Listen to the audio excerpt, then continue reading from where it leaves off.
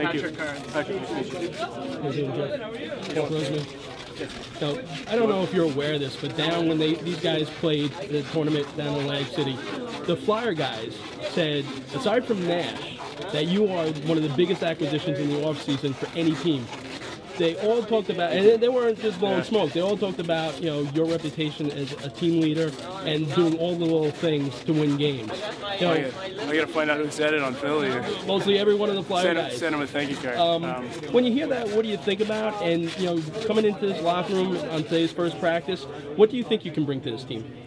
Well, as far as the first part, I think any hockey player, no matter how old or young or skill level, you always want the respect of your peers and kind of to be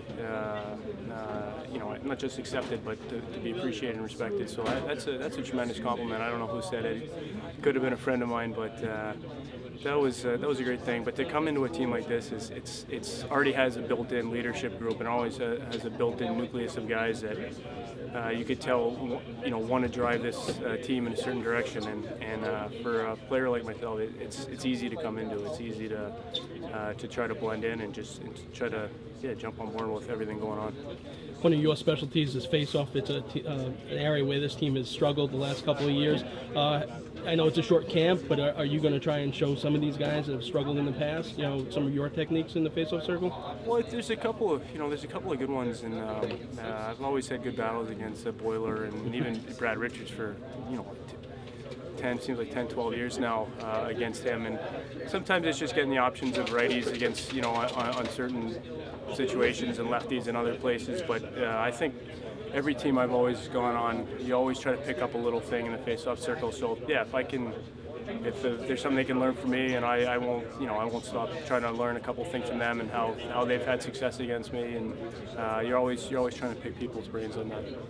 And the Jewish community is making a big thing, the fact that you're of Jewish heritage, and the fact that Mike Hartman was maybe one of the last Jewish players on the team as well, and that year they won the Stanley Cup. Oh, yeah. Is that something you look at? Any superstitions there? I hadn't heard that one, but I like it.